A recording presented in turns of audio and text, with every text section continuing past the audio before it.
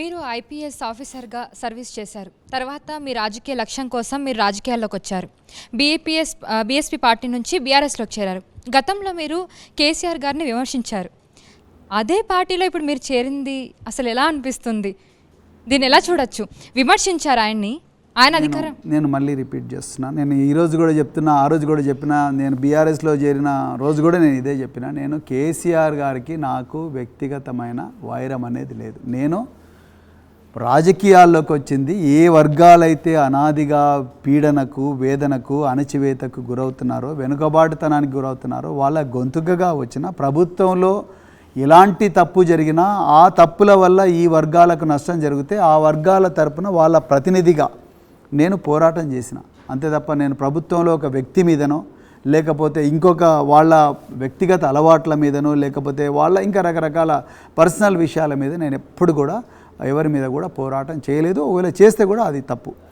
నేను చేసిందంతా కూడా ప్రజలకు న్యాయం జరగాలని పోరాటం చేసిన, విద్యార్థులకు న్యాయం జరగాలని పోరాటం చేసిన, నిరుద్యోగులకు న్యాయం చేయాలని పోరాటం చేసిన, గిరిజనులకు కానీ, మహిళలకు కానీ, చిన్నపిల్లలకు కానీ, హాస్టల్లో ఉండే పిల్లలకు కానీ వాళ్ళకి న్యాయం జరగాలని నేను పోరాటం చేసిన. అంతే తప్ప అందరు అనుకుంటున్నట్టుగా నేను కేసీఆర్ గారిని ఏదో వ్యక్తిగతంగా విమర్శించిన అనుకోవడం కరెక్ట్ కాదు. ఈరోజు అధికారంలో ఉండే రేవంత్ రెడ్డి గారి మీద కూడా నాకు వ్యక్తిగత వైరం లేదండి. ప్రభుత్వ విధానాలు ఏవైతే ఉన్నాయో, ప్రభుత్వ విధానాల వల్ల ప్రజలకు నష్టం జరిగినప్పుడు దాన్ని ప్రశ్నించడం ప్రతిపక్షంలో ఉండే ప్రతి పార్టీ మీద కూడా ఆ పాత్ర ఉంటుంది. లేకపోతే మరి రాజకీయాల్లోకి ఎందుకు వచ్చినట్టు, ప్రతిపక్షంలో ఎందుకున్నట్టు అంటే మీరు అర్థం చేసుకోండి. ఇప్పుడు ప్రభుత్వం తప్పులు చేస్తే ప్రశ్నించడం కోసం ప్రతిపక్షం ఉంది.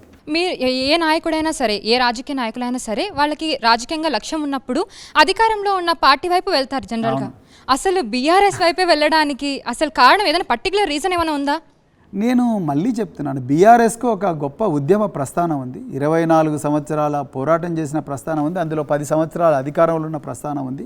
అంటే మీరు రాజకీయ ప్రస్థానం స్టార్ట్ చేసినప్పుడు బీఆర్ఎస్లోకి ఎందుకు వెళ్ళలేకపోయారు? అంటే మీరు ఇప్పుడు చెప్తున్నట్టుగా నేను బహుజన్ సమాజ్ పార్టీలోకి, చాలా మంచి ప్రశ్న అండి. నేను బహుజన్ సమాజ్, ఆ రోజు బీఆర్ఎస్ అధికారంలో ఉంది. ఆ రోజు నేను బహుజన్ సమాజ్ పార్టీ అనే ఒక పార్టీ సామాజిక న్యాయం కోసం ఈ దేశంలో వీరోచిత పోరాటం చేసి ఒక దళిత మహిళను ముఖ్యమంత్రిగా కూడా చేసి, ఉత్తరప్రదేశ్ లాంటి రాష్ట్రంలో ముఖ్యమంత్రిగా చేసిన చరిత్ర ఈ పార్టీకి ఉంది. కాన్షీరామ్ గారి భావజాలం కానీ, అంబేద్కర్ గారు, జ్యోతిరావు పూలే, పెరియార్ రామస్వామి ఇలాంటి వ్యక్తుల సిద్ధాంతాలకు ప్రభావితమై నేను ఆ పార్టీలోకి పోవడం జరిగింది. కాకపోతే ఆ పార్టీలో కొన్ని పరిమితులు ఉన్నాయి. ఆ పరిమితులు ఉన్నాయని తెలుసుకున్న రోజు ఆ పరిమితుల గురించి వ్యక్తిగతంగా మీకు బీఎస్పీ పార్టీ తరఫున ఏదైనా వ్యక్తిగత దూషణలు ఏమైనా ఉన్నాయా? వ్యక్తిగత దూషణలు ఏం లేవండి. మాయావతి గారిని నేను ఇప్పటికి కూడా గౌరవిస్తాను. కానీ వారు తీసుకున్న రాజకీయ నిర్ణయాల వల్ల మాలాంటి శ్రమించి పోరాడిన రాష్ట్ర స్థాయి నాయకులకు చాలా ఇబ్బంది కలిగింది. వారు ఏకపక్షంగా నిర్ణయాలు తీసుకోవడం, తర్వాత బీజేపీకి తలొగ్గి వారు నిర్ణయాలు తీసుకుంటున్నారు, తర్వాత బీజేపీకి బీఎస్పీ ఒక బీ టీమ్గా మారిందన్న ఒక అపవాదును విదిలించుకోవడానికో, లేకపోతే వాటి మీద క్లారిఫై చేయడం కోసం ఆ పార్టీ ఏమాత్రం ప్రయత్నం చేయడం లేదు. సార్, రీసెంట్గా లోక్సభ ఎన్నికలు జరిగాయి. దాంట్లో బీజేపీకి 8 స్థానాలు గెలిచింది. సో ఇప్పుడు బీజేపీ స్థిరపడుతుంది తెలంగాణలో. సో ఆ విధంగా చూసుకుంటే బీజేపీకి కాంగ్రెస్కి మధ్య గట్టిగా పోటీ జరగబోతుంది. వచ్చే ఎన్నికల్లో లోక్సభ కానీ లేదా అసెంబ్లీ ఎన్నికలు కానీ గట్టిగా పోటీ ఉండబోతుందని చెప్పి తెలుస్తుంది. అసలు బీఆర్ఎస్ కనుమరుగైపోతుందనే విమర్శలు కూడా వస్తున్నాయి. అసలు బీఆర్ఎస్ పార్టీ కూడా ఉండబోదని చెప్పి చాలా ప్రచారం జరుగుతుంది. దీని గురించి మీరేమంటారు? ఎందుకంటే మీరు అదే పార్టీలో రీసెంట్గా చేరారు కాబట్టి. కేవలం రాజకీయ పరిజ్ఞానం లేని వాళ్ళు మాత్రమే ఇలాంటి విమర్శ తీసుకొస్తారండి. ఎందుకు నేను ఈ మాట చెప్తున్నానంటే, బీఆర్ఎస్ కనుమరుగవడం అనేది అసాధ్యం.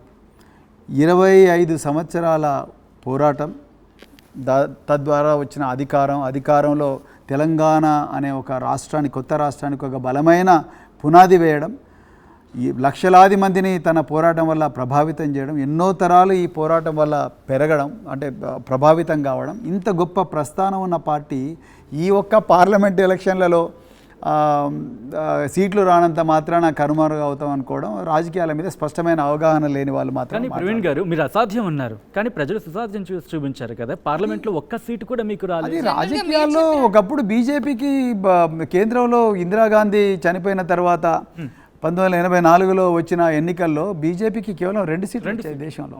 2 సీట్లు వచ్చినాయి దేశంలో. సో అంత మాత్రాన మా బీజేపీ కనుమరుగవుతాయని అనగలమా మనం? మరి ఇలా అధికారంలో వచ్చిన వాళ్ళు. సో అంటే రాజకీయాల్లో ఇవన్నీ కామన్ అండి. అంత ఇది మహాప్రస్థానంలో ఇదొక ఒక మైలురాయి అంతే తప్ప ఇదొక మజిలీ. సో దానివల్ల మనం ఏదో దీనివల్లనే అంత అయిపోయింది. బీఆర్ఎస్ 39 మంది ఎమ్మెల్యేలు ఉన్నారు, ఎంతోమంది వేలాది మంది సర్పంచులు ఇప్పటికి కూడా బీఆర్ఎస్ వాళ్ళ పదవీకాలం అయిపోయింది తప్ప ఇప్పటికి కూడా వేలాది మంది ఎంపీటీసీలు వేలాది మంది వందలాది మంది జెడ్పీటీసీలు ఇప్పటికి కూడా బీఆర్ఎస్ వాళ్ళే ఉన్నారు. మున్సిపల్ కార్పొరేషన్ చైర్మన్లు బీఆర్ఎస్ వాళ్ళే ఉన్నారు ఇప్పటికి కూడా. సో ఎక్కడ మీరు బీఆర్ఎస్ కనుమరుగు అవుతుందంటున్నారు? అసలైన తొలి వెలుగు. ఫాలో వాట్సాప్ @తొలి వెలుగు official.